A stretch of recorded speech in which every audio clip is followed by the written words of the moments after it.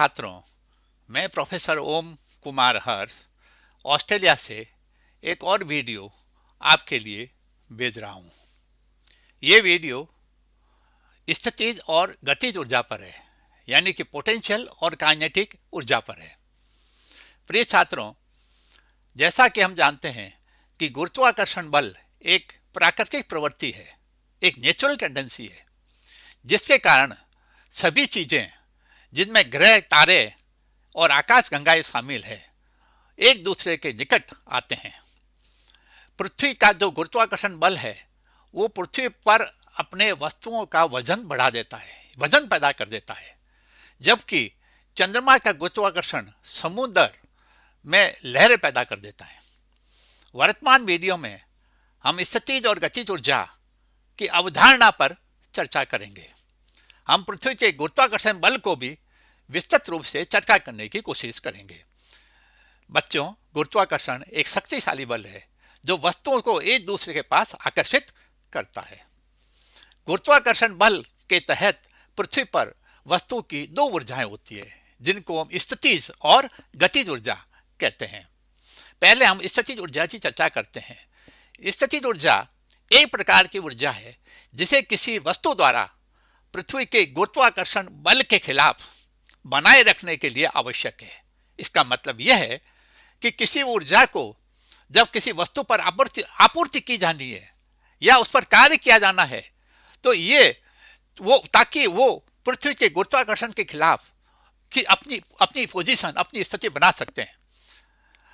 और एक अन्य शब्दों में हम ये भी कह सकते हैं कि जब हम उस वस्तु को अनंत से किसी बिंदु पर लाने के लिए जो हमको कार्य करना पड़ता है, क्योंकि अनंत पर हम मानते हैं कि पृथ्वी का गुरुत्वाकर्षण जो आकर्षण है वो शून्य है।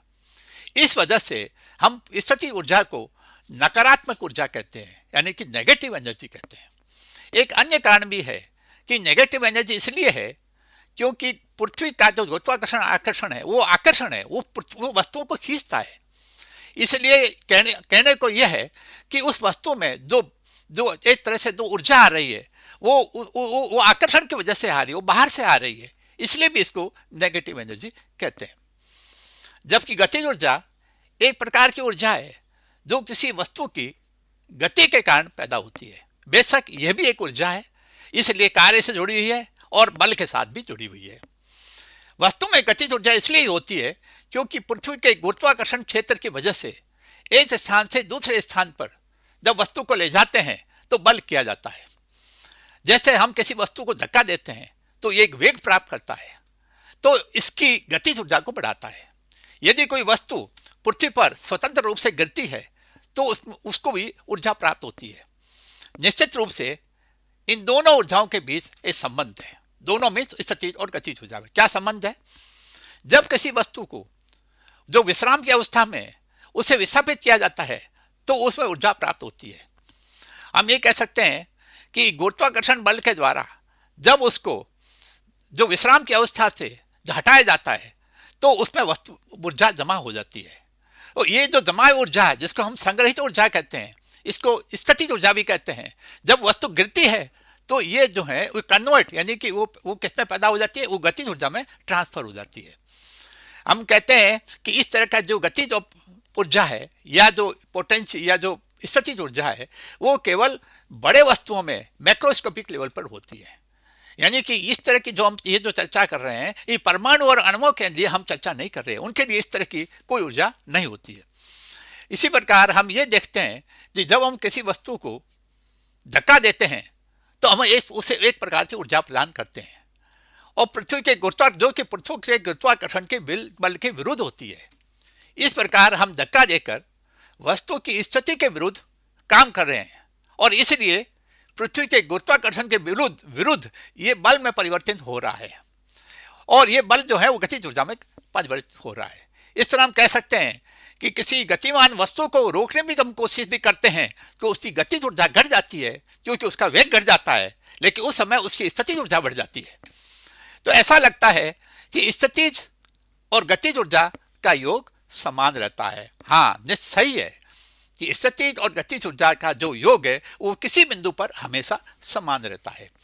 इसका मतलब ये हुआ ये दोनों ही जो ऊर्जा है, वो दोनों के बीच में जो संबंध है, वो एक दूसरे में जो कन्वर्ट हो रही है, वो गति की वजह से या पृथ्वी के आकर्षण की वजह से। लेकिन हम निश्चित रूप से कहेंगे कि दोनों ही अवस्था में जब वो गति कर रही है या स्थिर है, तो दोनों ही अवस्था में पृथ्वी का गुरुत्वाकर्षण कार्य उस पर कार्य कर रहा है। और ये पृथ्वी का गुरुत्वाकर्षण जब एक बिंदु से दूसरे बिंदु पर इस वस्तु जाती है, तो वो उस एक तरह से पृथ्वी के गुरुत्वाकर्षण बल का स्थानांतरण यानी कि ट्रांसफर हो रहा है। इस प्रकार हम देखते हैं कि लेकिन कुल मिला के पोटेंशियल और काइनेटिक एनर्जी यानी दोनों का जो योग है, वो किसी बिंदु पर हमेशा समान पाया जाता है।